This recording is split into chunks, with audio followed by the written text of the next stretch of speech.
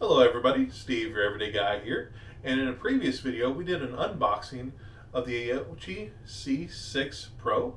Well, in today's video what we're going to do is we're going to install it, and we're going to install it on my Kawasaki KLR650 third generation. Now, for those of you that don't own one, that's fine, because most of the install is going to be the same no matter what bike you're putting it on.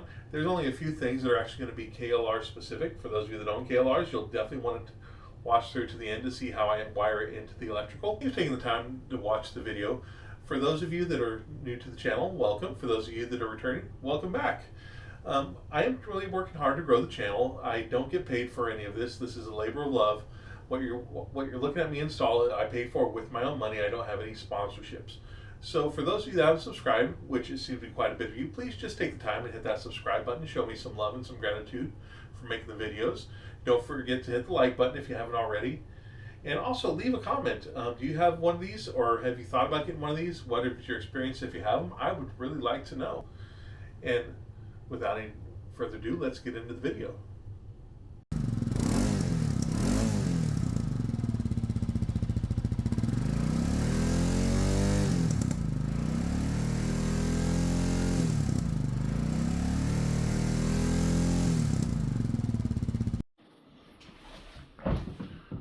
Before we go out to install this on the bike, we're going to get some pre-assembly done first.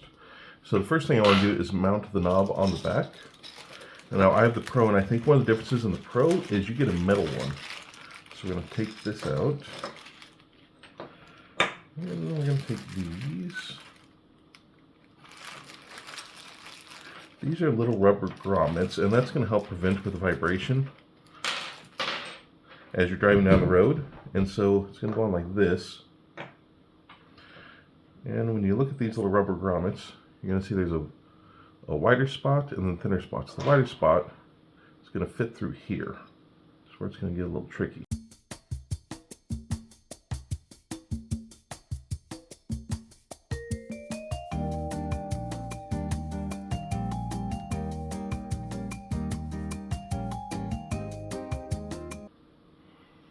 Alright, there you go. So you can see you've got knob out, rubber on the inside. That's going to go right there. And we're going to take these. One thing I really like about this is they've got these security torques. So that way you need a special tool that not a whole lot of people carry around with them. I realize it's not some super secret tool, but most people won't have it with them. And what you're really doing is the opportunists aren't as likely to be able to steal it, because there's no 100% way to prevent theft, unfortunately. One thing you'll notice is this is just down on the table. That's because I've still got the protective film on it, so I don't have to worry about getting scratched. Now we're going to put some tension on these. A little too much tension there.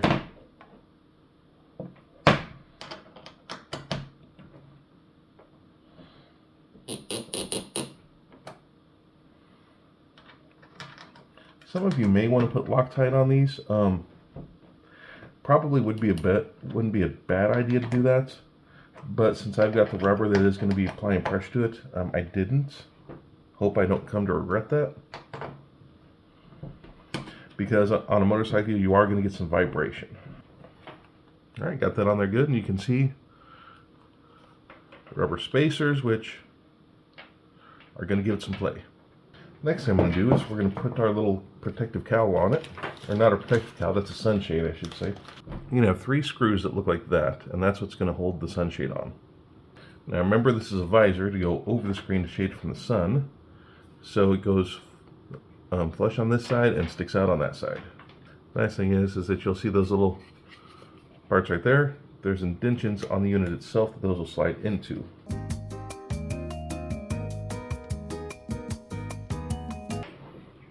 So there we've got our sunshade on. Next thing I'm going to do is we're going to install that memory card right there. And I just noticed it actually has a mic right there. Huh.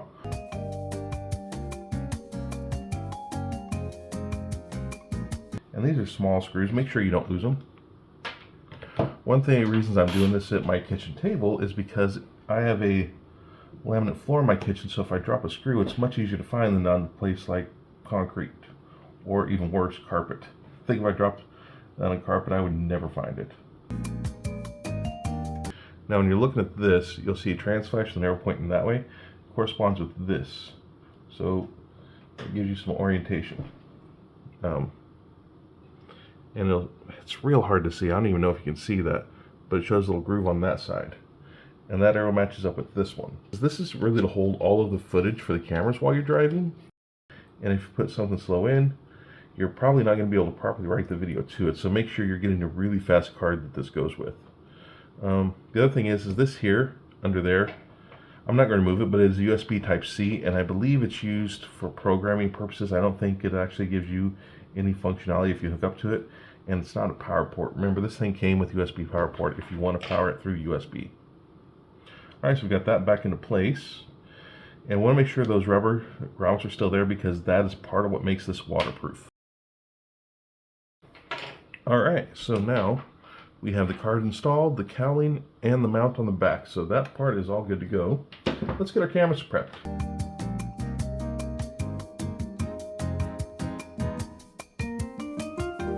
Alright, so the Pro version comes with 2 cameras.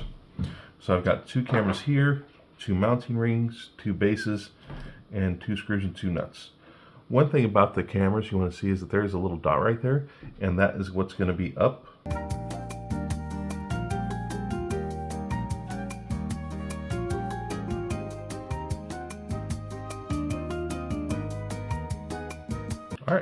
Alright, now we have our cameras ready to go on. One last piece of pre-install we can do, and that is for our controller. So in the controller mounting parts bag, we're going to have one small nut. That small nut's going to look like that, and this will be a simple Allen because once this is installed, this won't even be accessible. So that's just kind of a precursor. We get out there and get it installed, we may do some adjustments with that. Alright, so I think that's all of our pre-install that we can really get done in here for now. So let's go out and let's get installed on the bike. We've got our windshield removed, and one thing you'll notice that I have on my KLR that you probably don't have on yours is I went ahead and I've got a bracket here, and it's got a piece of rubber that's surrounded by hard plastic, and what that does is that provides grip to here. And then also, my hope is it will help to absorb some of that road vibration that travels through. If I've done that, I won't need the special spacers that are sold with this. So what we're going to do is we're going to take our mounting bracket for the Aoocci. We're going to try to get a little tricky. Okay. One thing I did want to let you guys know, these bolts are aluminum, which is awesome because it means it's not going to rust. On the flip side, that may be a little tricky because it's not magnetic, so it didn't really fit in my magnetic cup. Not the end of the world. So we're going to get that in there. Now, one of the tricks when you're installing something like this is you do want to provide equal tension to both sides. That way you get equal grip on whatever surface you're mounting it to. And that thing is pretty heavy, so as you're driving down the road, it's going to be shaking up and down, which is why you're going to want this thing to actually be pretty tight.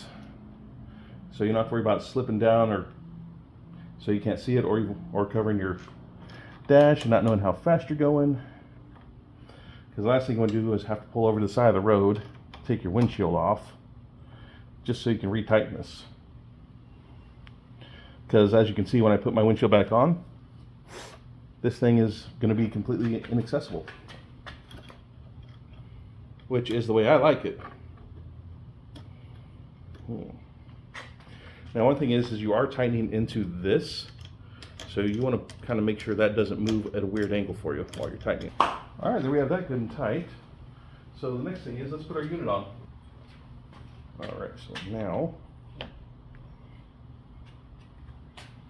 make sure I got a good vision of my speed.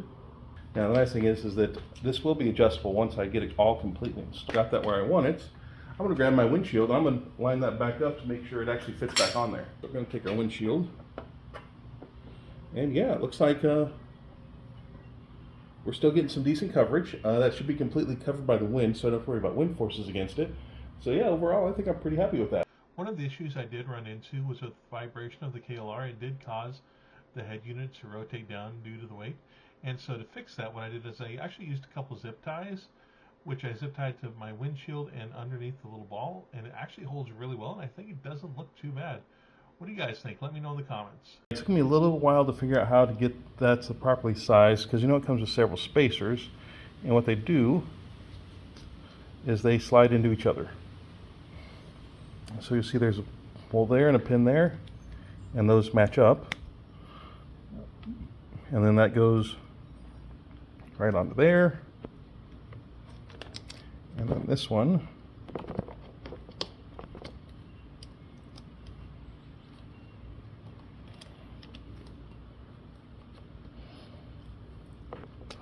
will fit onto there. Now, one thing I did have to do is I did have to loosen this up and pull it back, and then after I get it installed, I'm going to slide it completely there. Alright, so we've got the front camera right there. You can see I've got my little dot pointed up. Now I've got it mounted, and what I did is, I don't know if you can see it, but I screwed that in as well. I used the adhesive mount. So I feel like it turned out really good mounted in the front like that. And see the back. On the back, I'm not exactly happy with where that one's mounted. I don't know if it's going to be obstructed by my clip on my tail box, and I can't really point it down as much. The reason why I installed it there is because I didn't have to do any drilling into my bike itself. I just drilled to the mount, and then what I did is, you can see the cord right here that runs down, and so it comes in through there. I have it zip tied here, and then it goes under here and then up with the power to where it all comes out over here. So now we're ready to go ahead and do all the hookups. Got all the wires fed through, and I've got those right here along the front camera, and then I've got these coming off the unit, and I'm ready to connect them all. First thing I'm going to do is I'm going to connect the front camera, because that's the shortest. And in case you're wondering how to line these up, there is an arrow on there. So you simply line up the arrows and then screw these in. This is a watertight connector, so you want to make sure it's tight, but since it is plastic, you can over tighten it very easily. So you want to make sure to avoid that. Next, let's go ahead and do the rear camera. And here is the rear camera. So let's take those. Got our two arrows lined up there. Screw those together. That's going to be our front camera. So we're going to take those out to make sure that doesn't get crossed with any other lines. And the reason is it's got quite a bit of slack, so I'm going to need to zip tie that up. So this right here, this is where it gets a little weird. See how that's got that red tip right there? That's not the power like you think it would be. That's the control. See that those two reds match up, got that tight. And last but not least, we have our power connection. You want to save the power connection for last. That way, while you're hooking up the other ones, you make sure that there's no chance of shorting out. So now we're going to go ahead and install the power connection. I realize at this point in the video, some of you may be asking, hey Steve, how are you going to wire this thing into your motorcycle? That is an excellent question. And if you take a look right here, I'm going to show you. For your third generation KLR650 owners out there, I had a previous video where I detailed the front electrical, and in this picture you can see the front power port. I've added a little pigtail on there, and so that gives me a place to actually plug my GPS unit in. Now let's talk about cable management. You'll see that I've got all sorts of loose cables coming out through, and that looks very sloppy. So I'm going to take this conduit here, and we're going to put that around there. It's going to achieve two purposes. The first purpose is it is going to keep my cords nice and organized, but the second purpose, which I really like, is that it's going to make sure that it is protected from the sun. Alright, you can see we've got those completely encased, and that'll fish right through there and down into there, and that'll look a whole lot better than all those loose cords. So now we just need to do is zip tie those together. Here's some footage of me driving down the road with it turned on, and you can see I've got my Onyx off-road maps on there, which is a great set of maps if you're wanting to do any type of dirt road riding or off-road. And I'm just kind of cruising down the road here. The screen is brighter than it looks here. This is a really bright day, and my camera is not the best quality, so it's picking up the brightness of the sky and kind of dimming how bright the display is. Overall, I really enjoy it, and the Android Audio feature. One of the cool things is I can easily control my music with it. I do that a lot on my commute to and from work. Hey, you made it to the end. You really liked the video, so if you haven't hit that like button yet, why didn't you? I mean, I hope I gave you some good content. Let me know what you thought in the comments section. And this is Steve, your everyday guy. Thanks for tuning in, and I'll see you on the next video. you.